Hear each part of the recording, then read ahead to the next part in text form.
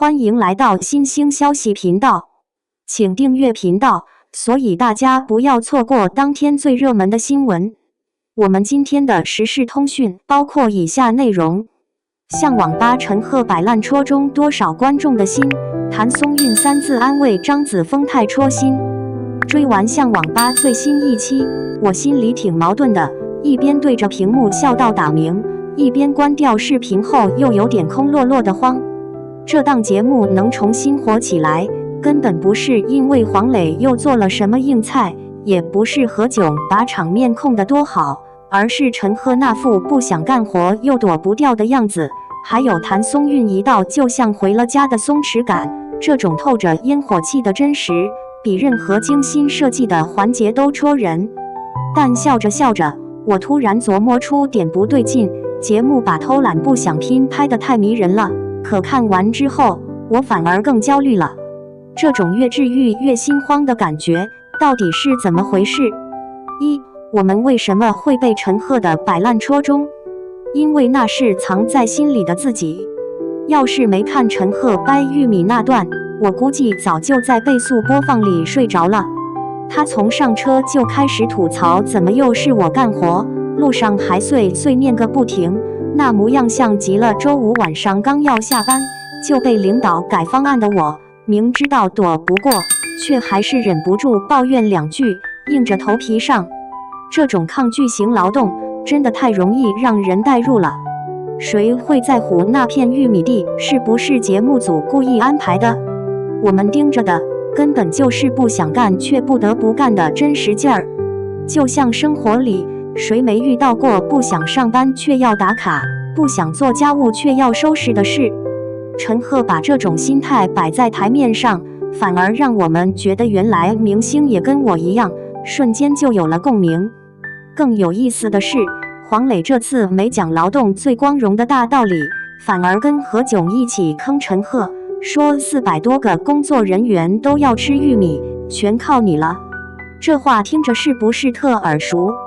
就像老板画饼时说这个项目不大，干好了就能改变行业，明知道是套路，却没法反驳。看着陈赫一边翻白眼一边弯腰掰玉米，我当场笑出了声。原来明星也得吃老板画的饼，也得做不想做的事。他把套袖卷到胳膊肘，动作熟练的一拧一捏掰玉米的样子，我突然明白综艺里的笑点哪用得着剧本，这种肌肉记忆才最动人。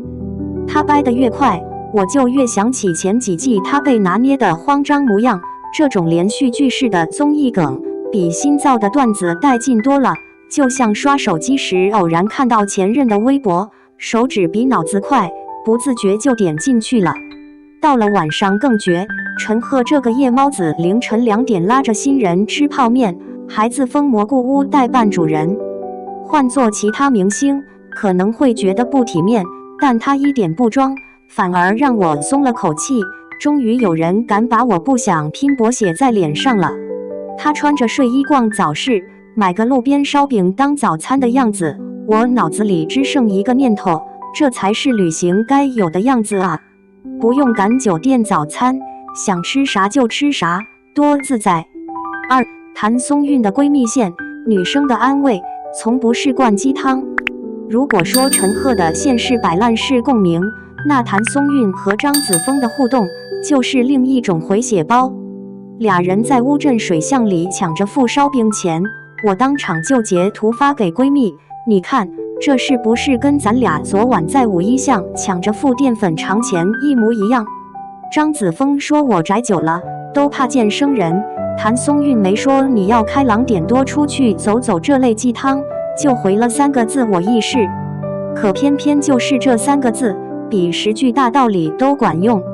女生之间的安慰从来都不是教对方该怎么做，而是告诉对方我跟你一样，你丧我也丧，咱们都一样，不用觉得孤单。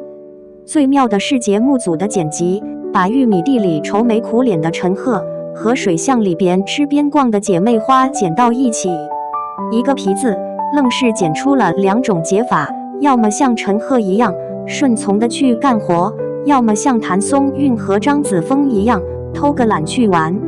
成年人的生活里，这两种选择我们都想要，却只能选一个。可综艺里把两种都演了出来，满足了我们的贪心。这时候谁还会纠结节目是不是有剧本呢？3. 笑着笑着就慌了，摆烂治愈背后的焦虑与残忍。但笑着笑着，我心里突然有点发毛。节目把懒惰包装成亮点，把不想拼拍得很美好。可看完之后，我下意识刷了2个小时短视频，一边刷一边觉得痛快，但心里又慌慌的，好像不刷就会被时代甩在后面。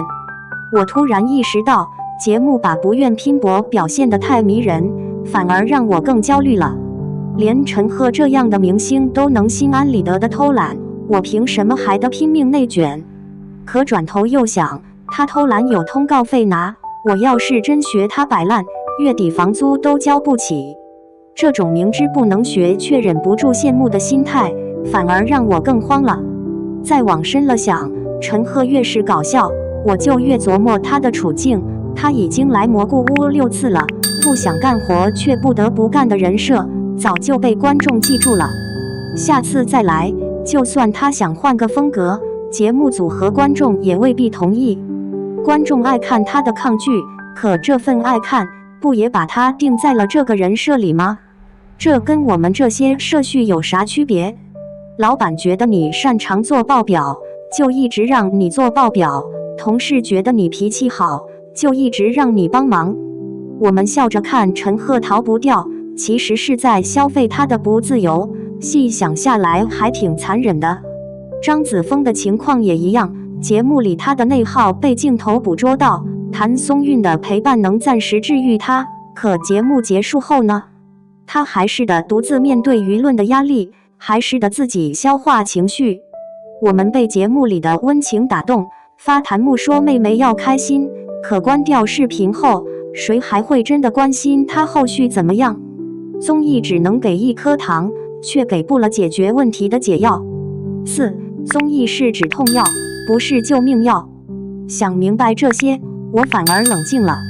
像网吧其实就是把我们生活里的累包装成一颗甜滋滋的糖，递给我们。它不解决问题，只让我们在这2个小时里暂时忘掉烦恼，在云端发会儿呆。我接纳这份糖，因为确实需要这2个小时的放松，但我不会把它当成救命药，不会觉得明星能摆烂，我也能。